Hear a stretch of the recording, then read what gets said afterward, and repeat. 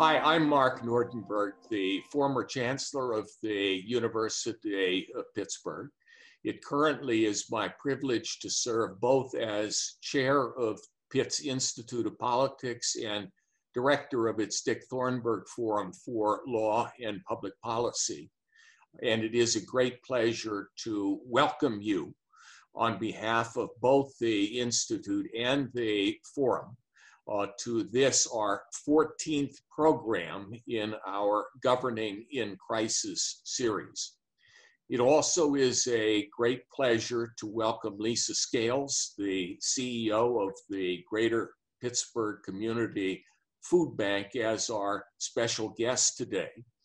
Just last night, I learned that Lisa is kind of an honorary Thornburg, that her father and Governor Thornburg were undergraduate classmates at Yale, and her father actually led Democrats for Thornburg during at least one of his campaigns. Those, I guess, were different times when Republicans and Democrats could talk to each other, work with each other, and occasionally even cross party lines to support each other. Lisa, welcome.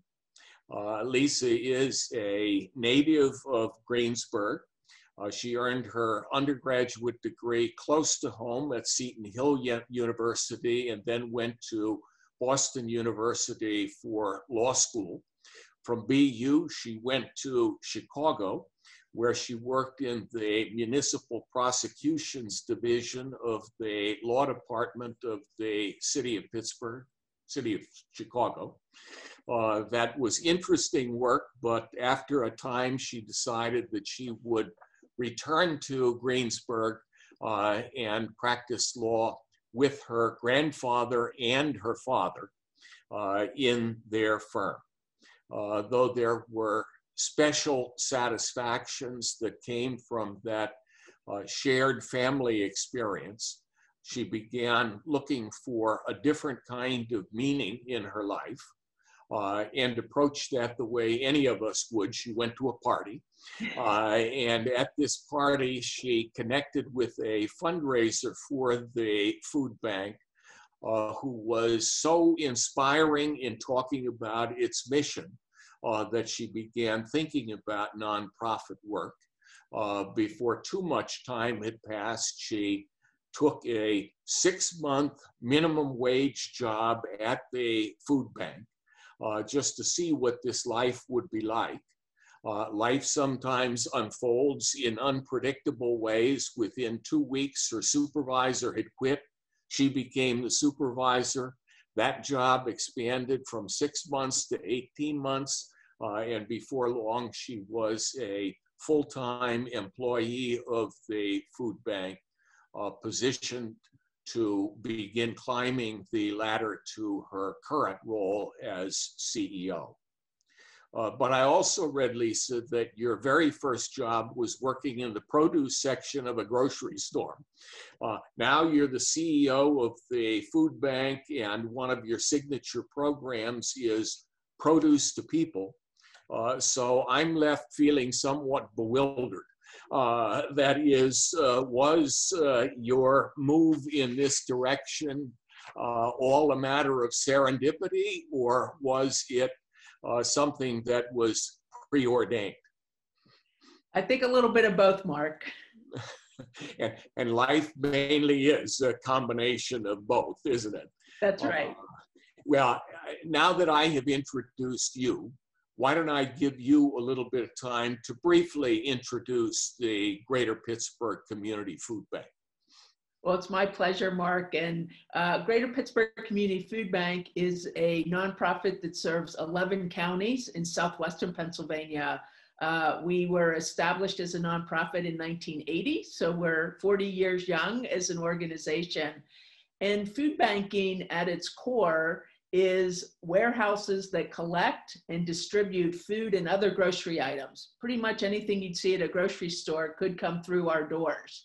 And the father of food banking, John Ben Hengel, when he saw the need in the mid-70s, he saw the food waste. And then he also knew about the need in the community. And he is the one who established the first food bank. And for us, we do our work then through a network of community partners, food pantries, soup kitchens, after school programs. 500 agencies are in our network, and we distribute food mainly through our network. But in recent years, we've really transformed as an organization, and we're getting out food in new and different ways. But on average, we serve 120,000 people each and every month through our variety of programs. That is pretty amazing. And like so many other people, my wife and I find it hard to accept the fact that there is so much hunger in this land of plenty. So we're regular contributors to the food bank.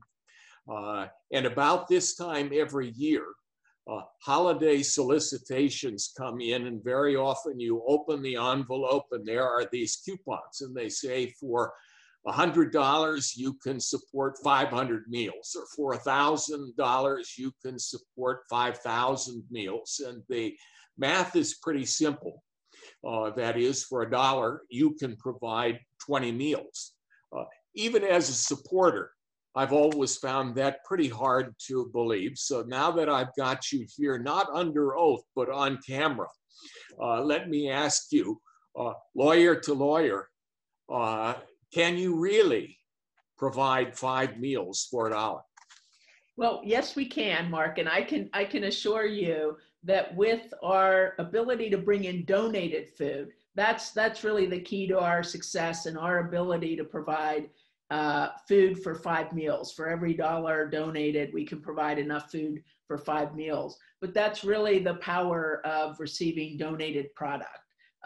So we do have government commodities we receive, and those are at no cost to the food bank as well. And then we do have a small wholesale buying program. We purchase items that are not normally donated, and our agencies purchase those items from us, and all the food and other grocery items go out to families at no cost. But we are able to provide 5 meals for every $1 donated because of the government commodities and the other donated product that we receive.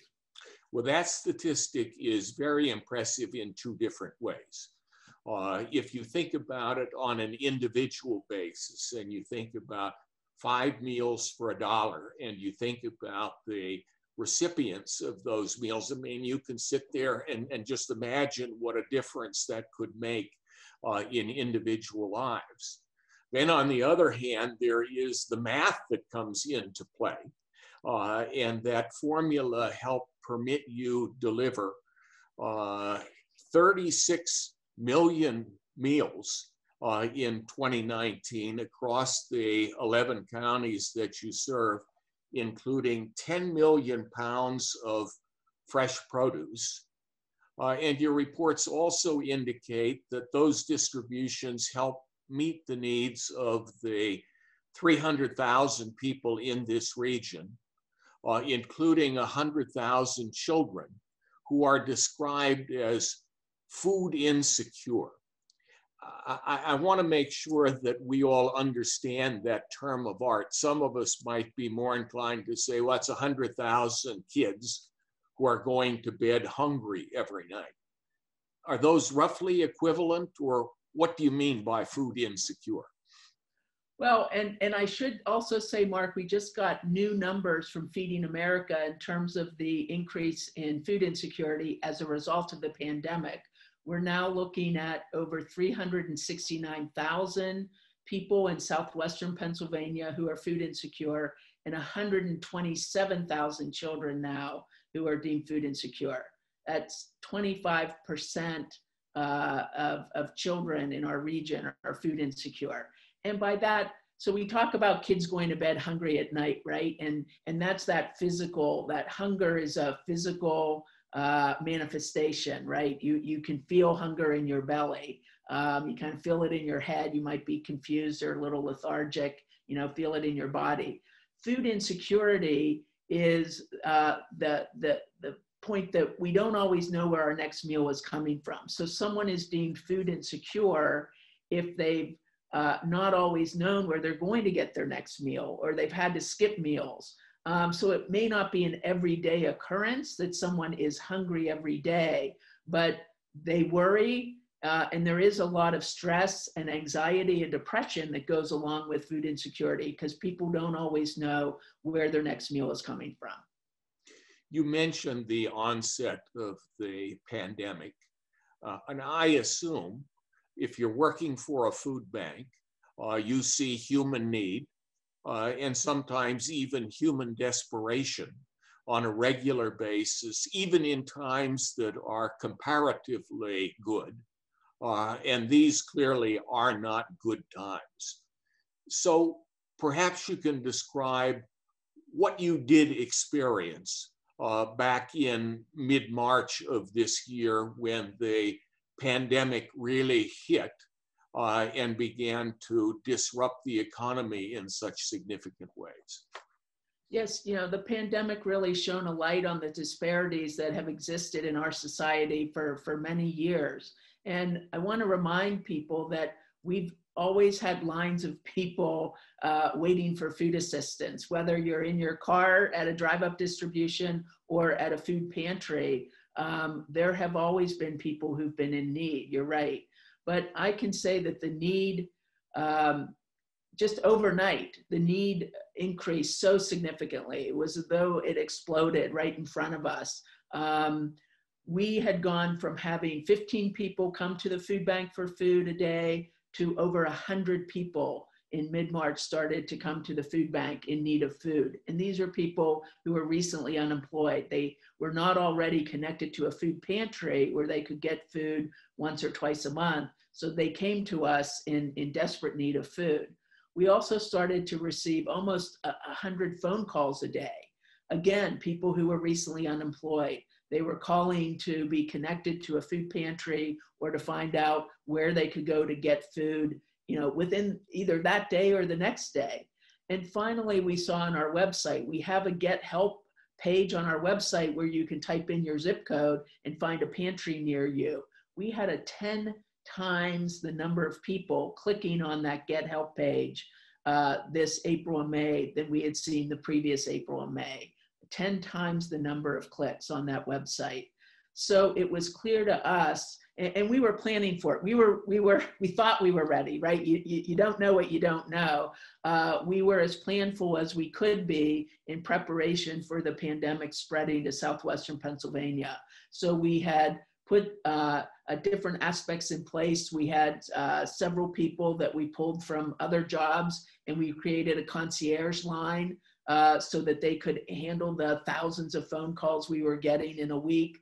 But I have to say, Mark, it really took me back to times when I was responding to disasters. As a member of Feeding America, food banks are positioned to respond to natural disasters, other types of disasters. And I had been in New York City shortly after 9/11 to help get food down to ground zero and also out to the food pantries and to serve people who were impacted by 9/11, the families who lost loved ones. And I was in Louisiana following Katrina and also Hurricane Rita. So that response to disasters of that magnitude, I believe helped prepare me for responding to the pandemic. A little different because when you're responding to a natural disaster, you come in after the disaster has happened. It is somewhat localized to a community or a region. And there are a lot of then resources that come in from across the country or even globally that come in to support that one area. Here with the pandemic, of course, we're in it as it's evolving, and it's national, it's global, and resources are not readily available, especially food supply is not readily available. So and then there's the health concern, the health risks that on top of it. So this was the most demanding and has been the most demanding response to a crisis, certainly in my lifetime, my time at the food bank. But it was very demanding. The pressure of all of a sudden having to determine how best to meet this significant need that arose overnight. It it was a lot, it was very challenging for myself and our staff. Well, and even though this was not a localized problem, the southwestern Pennsylvania region did get a lot of national attention. You were on television speaking. I know many of us saw you. And of course, there were the visuals of what seemed to be unending lines of cars waiting to move up to a position in the line where they could get boxes of food. And I read again that 26,000 cars received boxes of food from the Greater Pittsburgh Community Food Bank in those early weeks of the pandemic. How did you mobilize to meet those needs? I know that was not a typical form of delivery for you. Well, that's right. We had to, first we were focused on the food supply, but then also on how we safely deliver food to the community. So in terms of the food supply, food banks are at the tail end of the supply chain when it comes to food, right? So when there was the panic buying at the grocery stores that really disrupted the entire food chain, well, with us being at the end of that chain, we saw we had significant delays. We had cancellations. We had, our orders were shorted. We actually had 55 tractor trailer loads of food that we had ordered in late March and early April that were delayed, shorted, or canceled altogether. And so by late April, I was very concerned that we would run out of food. We were fortunate that we did not. We found some other sources. The federal government came in. The biggest way the federal government supports food banks is actual physical food. So we did get some additional food from the federal government, and we were able, some of those orders that had been delayed started to come in, but we were very close to not having enough food. But it's so important for us to have the food that we need. And many of those core grocery items that are shelf-stable items like pasta and canned fruits and vegetables and peanut butter and tuna fish, those are items that are no longer donated to food banks and hadn't been for years. So those were items that we had to purchase. And again, because of the disruptions and the grocery stores taking all of that, as much of that food as they could, very little was left for food banks. But on the distribution end, that was what we really, I'm so proud of our staff in terms of their creativity, our ability to adapt. We could not continue to distribute food in the same way. Both either for our agencies or for our own distributions, like a Produce to People, where we have, we serve 500 people in a 2-hour period, and they're gathered together. We could not do that safely. So we had to cancel those distributions, and we had to determine the best way to get food, which was the drive-up distributions, which take a lot of planning because we backed up traffic. The first one we did on March 18th, we backed up traffic from Duquesne to McKeesport. We ran out of food boxes. We didn't run out of food. It was actually in our parking lot, but the need was so overwhelming. We unfortunately had to turn away a couple hundred people from that distribution and let them know when the next distribution would be, or that they could come in the next day or two to the food bank and get food. But for our pantries also, many of them run by volunteers who are senior citizens. I'm proud to say 94% of our food pantries remained open. The seniors were there for our neighbors. They had to distribute food in a different way. They could not let, 25 people in their small food pantry at a time to select the food items. So we had to provide emergency food boxes to them. They had to set appointments. We had to completely change our entire operation. In other areas of life, the shift to remote education is one key example. The pandemic also has magnified social inequities that already existed in society. Was the same true in terms of food insecurity? It really is. There's health disparities in communities of color because people do not have access necessarily to fresh food and fresh produce and other nutritious food. And that's really caused some health disparities. But we've also seen an increase in food insecurity rates. So for Black and Latino families, 40% are now food insecure, where previously, when we looked at the data from 2018, it was closer to 17%. So a significant difference in those communities. Now, you have talked a number of times about fresh produce and its importance, and I mentioned your Produce to People program. Why has fresh produce been such an important part of the modern food bank? Well, for a number of reasons.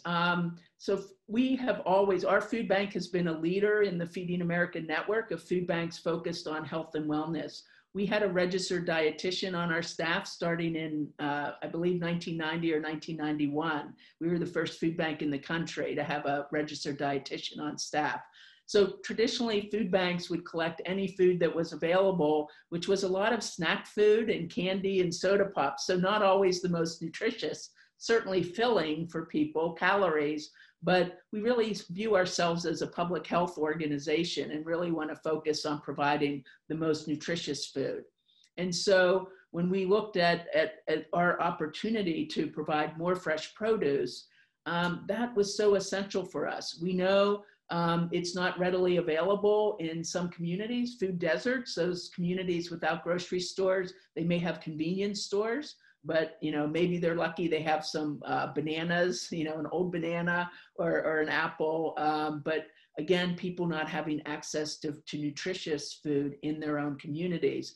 But it's also expensive at the grocery store. So it was important for us to make sure that fresh produce would be available. It's naturally nutritious. So when we developed a rating system of the nutritional quality of the food on our inventory, obviously that rises to the top. It's also, finally, Mark, it's also in abundance. As the manufactured food, let's say a box of Kraft macaroni and cheese, in the old days, they would make pallets and pallets of that product, and it would sit in distribution centers around the country and eventually would get too close to the use-by date, and all that product would be donated to food banks. Well, today they don't even make that product until it's ordered. So a lot less of that manufactured foods, the canned goods and the box meals, a lot fewer of those are available to food banks. Fortunately, farming's not scientific yet. And so fresh produce is in abundance. We know 6 billion pounds are left in the fields every year. So our focus, and other food banks around the country, the entire network, our focus has been on fresh produce. You talked to me about making a trip out into the field last March to cancel a planned food distribution, and it was Produce to People. I was impressed first when you told me that you were going out to do this, because in my experience, pretty much anybody can deliver good news. But when someone says there's bad news to deliver, I'm going to go do it. That is a sign of a leader. Can you do two things? Can you talk again about why you needed to cancel that event? Because I think it's food insecurity, another dimension, maybe. And then can you also share the story that you told me about your conversation with the one woman and her challenges in taking advantage of an alternative distribution? Yeah, so our Produce to People program, which we started in 2006, we provide mainly produce items in parking lots throughout, in 18 communities throughout southwestern Pennsylvania. And one of those is in McKeesport at the high school, in the parking lot at the McKeesport High School. And in late March, we had, on a Saturday morning, the fourth Saturday of the month, we have the Produce to People at McKeesport High School every month. Well, by late March, we knew we could not safely distribute that food. People would park and then they'd line up for food. And we weren't willing to risk people's health by holding that distribution. So by that time, we had already set up several drive-up distributions. And so we had another distribution set up in the parking lot across from Kennywood on the following Monday. So 2 days later, and we actually had two distributions, afternoon, a mid-afternoon and a early evening distribution. And it was important for me to share that news with people. I knew that there'd be a lot of disappointment to hear when people were taking the time to come to McKeesport for that distribution. I wanted to be sure to deliver that news myself and also to provide them with a flyer about the distribution 2 days later. And for those of you who may not be familiar, McKeesport is just a couple miles down the road from Duquesne, where Kennywood Amusement Park is. So one of I would be there with the flyers and the cars would come up and stop. A woman was pulled up in front of me. I explained that we were canceled because of safety concerns, but I had good news to share, was handing her the flyer and let her know about the distribution in 2 days, just a couple miles down the road. And she said, oh, I won't be able to make that on Monday. I said, well, actually, we have two different distributions, knowing that people may be working, and there's one in the evening that you might be able to make. And she said, no, it's not because of work. I can't afford the extra gas to make that trip from McKeesport to Duquesne. I'm just not able to. I can't afford it. And that hit me hard. It made me realize this is how people, our neighbors, are surviving, by putting in a gallon or two of gas at a time to go from place to place. It's certainly not what my reality is. And for many of us, it's not what our reality is. But for far too many of our neighbors, that's an indication of how much at the edge people are living and what they're able to juggle and budget and make the tough trade-offs.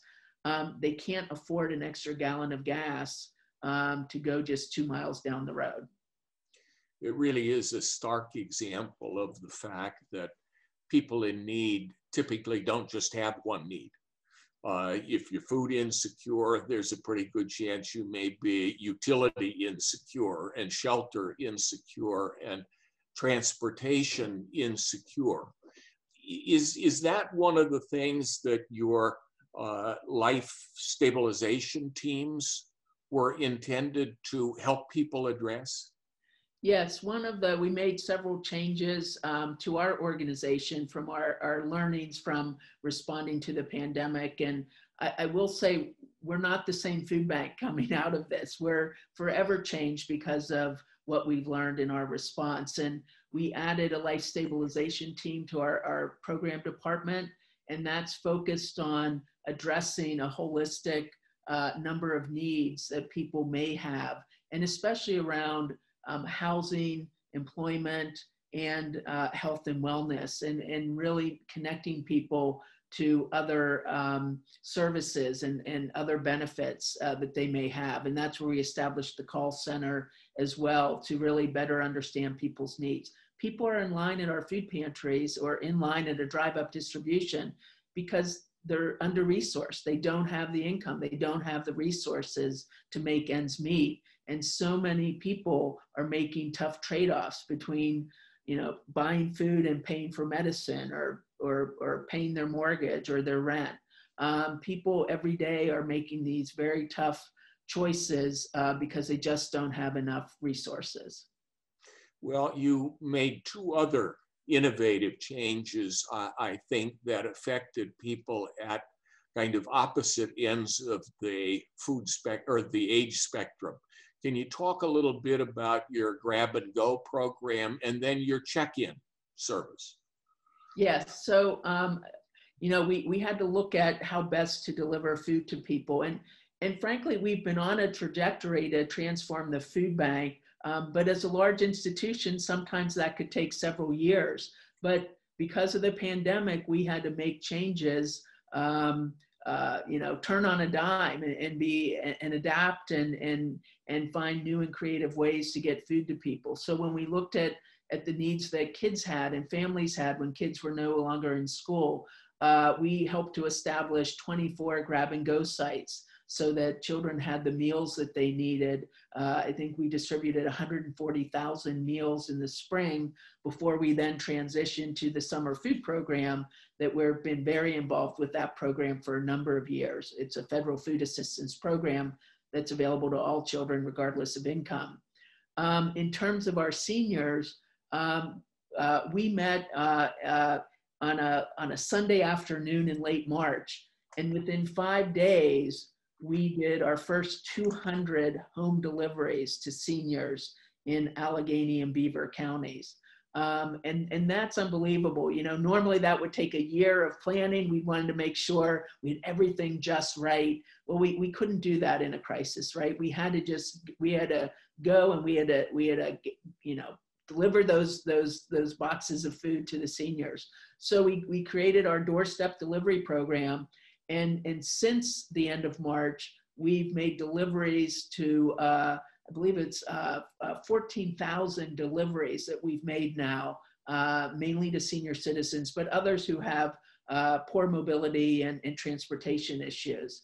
And that's been part of what we've wanted to do anyway, is our goal has been to get food closer to where people are when they need it.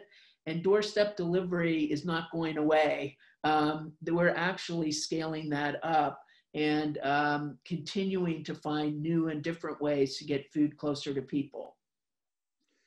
You also indicated to me that there were, as you saw it, 4 stages to this pandemic cycle that we were in the process of moving through. Can you describe those for our viewers? Yes, and this came from our staff members who are manning the phones, who are staffing the phones. They're our call center staff, and they've helped to identify this as they've seen the number of phone calls kind of ebb and flow really over the last 8 or 9 months. And so we think about it in terms of the pre-pandemic. We would get a handful of calls, honestly, a handful of calls if we're lucky in a day. From people in need of food, trying to identify where they could go, whether it was a food pantry or coming to the food bank for food. But since the pandemic started, there was a dramatic increase, hundreds of phone calls a day in the spring. And then we saw that number decreased as people were getting both the stimulus check and were able to secure their unemployment benefits. And so we really saw the number of phone calls and the need decrease quite significantly. And then we saw an uptick once people had spent their stimulus checks, but they were still getting unemployment. And then in the past 2 or 3 weeks, we're actually doubling the number of people answering the phones right now. We're going from 2 to 4 staff members answering calls because we've seen an increase in phone calls now that people's unemployment benefits have run out. So and we anticipate the need to be high for the next several years. We know the pandemic will have long-term impacts in our communities, especially to the economy and people's ability to find jobs with livable wages. You mentioned that the food bank was celebrating its 40th anniversary, and it was founded in part to meet the needs of unemployed steelworkers. You also have said to me that one of its main missions now is to help meet the needs of the working poor. Why did that conversion happen? Right. When we opened our doors, we were serving mainly people who were homeless or who had lost their jobs because of the decline in the steel industry that happened in the late 70s, early 80s. But I'm often asked, what's the biggest change that you've seen in who it is the food bank serves? And right away I say, well, it's people. We continue to see higher and higher percentages of households that have someone who's working. And that's the minimum wage is not kept up. Many of the people we're now serving are working, and they're often working 2 or even 3 jobs just because they're earning low wages and they're not able to make ends meet. Again, they don't have enough resources, and having this food, a basic human need, like having food to eat every day, is so essential. And so that's really been one of the biggest changes in who it is we're serving. And certainly then with the pandemic and people being unemployed and losing their jobs, and that need has just dramatically increased. The first line of defense is the SNAP program, Supplemental Nutrition Assistance Program, which used to be called food stamps. How far does that support go in meeting the needs of the typical recipient? Right. When we first opened our doors as the food bank, people's food stamps at the time would last about 3.5 weeks. So food banks were emergency food assistance, and we were meant to provide maybe a 2 or 3 day supply of food at the end of the month when people's food stamps ran out. Today, food stamps typically last about 2.5 weeks. And our network now provides, I would say, a 4 or 5 day supply of food. People can then also go to a drive-up distribution, or they had been able to go to a Produce to People to supplement and get extra food or more food also than just at their food pantry. But yeah, food stamps is an important, essential program, money in people's pocket to choose the grocery items that they want, but it's still not enough. And that's where food banks come in. And that's why we've been advocating, especially because of the pandemic, to raise the minimum amount of food stamps that people receive. That's been very important in terms of our advocacy work. Are there other policy changes for which you have been advocating, which either would make life easier for your clients or would make it easier for you to deliver service to your clients? Yes, so some of both. So in terms of the summer food program this past summer, I will say we advocated for, and the federal government did come through and allow some changes to the summer food service program. Typically, children have to eat the food on site, and it's 1 meal at a time. But there were some important waivers that happened that allowed the grab and go, even during the summer food program, that guardians or parents of children could come and they could pick up the food. Kids did not have to eat on site. They could also pick up more than 1 meal at a time. So that was really an important change. There was also a change in terms of our drive-up distributions that allowed us, for the food that we got from the federal government, there's a lot of paperwork that needs to be completed by each family that gets that food. Well, certainly at a drive-up distribution, there's not time for someone to sit and read a page or two of information and fill out forms. And so there was a waiver that went through September that allowed us to more quickly and easily serve people who are coming to us through the drive-up distributions. But I will say there's important, in terms of advocacy at the federal level, for those government commodities, we continue to advocate for money, additional funds for transportation and storage. There's a big cost for us to store that product, to get that product. At the state level, there's the State Food Purchase Program that we're advocating for an increase in that. That is money for food banks to purchase nutritious food. So there, on several fronts, we're really looking to shore up the support from the federal, state, and local governments. How has Southwestern Pennsylvania responded to this sudden and dramatic increase in need?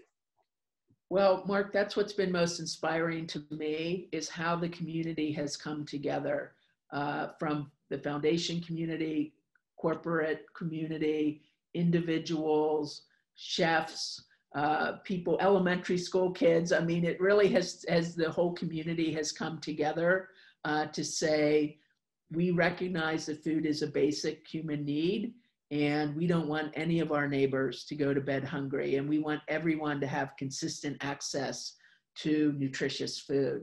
And across the board, from all walks of life, all aspects in our community, people have come together to offer assistance, to offer support, whether they're volunteering at the food bank or to drive up distribution, or making food, to financial support, to helping us with our advocacy efforts. It's really been heartwarming to see how the community has responded. And in this region, we're blessed with a caring foundation community and corporate citizens who also care about the overall quality of life for people in the region. Have they stepped up too? Really in significant ways, yes. Our support from the foundation and the corporate, our corporate partners has dramatically increased. And it really is about the recognition that we're better off when everyone thrives. And so corporations have stepped up with financial donations, with volunteering when they can, because that has been an issue, is companies not allowing, which we understand, companies not allowing people to volunteer, safety first. But the foundation community coming together, United Way, with United Way's help as well, everyone coming together to help support the efforts. And that's been really important because we've had to buy more food, and the cost of the food, especially in the spring, was significantly more than what we had seen pre-pandemic. We were spending 3 times as much on food, probably $1 million more a month in the spring on food than we had been, when you look at spring of 2019. So there were significant increase in costs for us to bring in the food and then also distribute it. So here we are.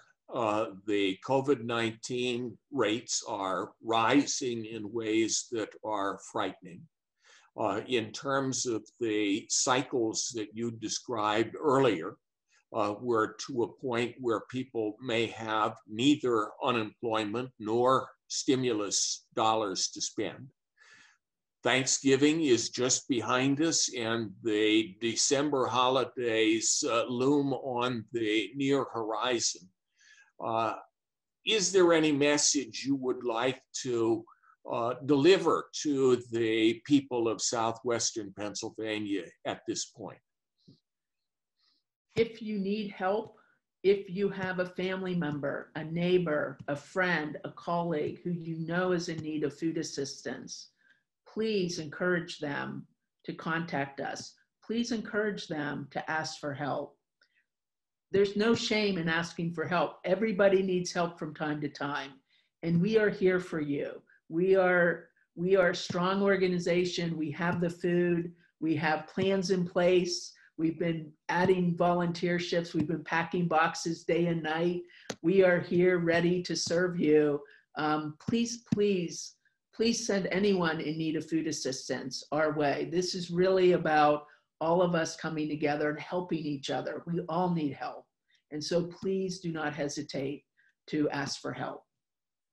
And so I guess I then should step in and play the role of the fundraiser who initially stimulated your interest in nonprofits and the food bank, and say that we do have neighbors in need.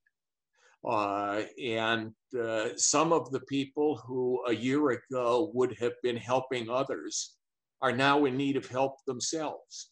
And so those of us who are comparatively enjoying good fortune because we have jobs and we have shelter and we have food, ought to recognize that this is a time when everyone needs to step up and give more to the extent we can to the greater good. And clearly, the greater good is something to which the greater Pittsburgh Community Food Bank is making important contributions. So thank you, Lisa, not only for being here today, but Thank you for all of the work that you have done, really making our food bank one of the largest and one of the best in the country. We are grateful. Well, it's such an honor to do this work and carry out our mission every day, Mark, but especially in response to the crisis. So, you know, it's a privilege to do this work. So thank you. Thank you again for being here.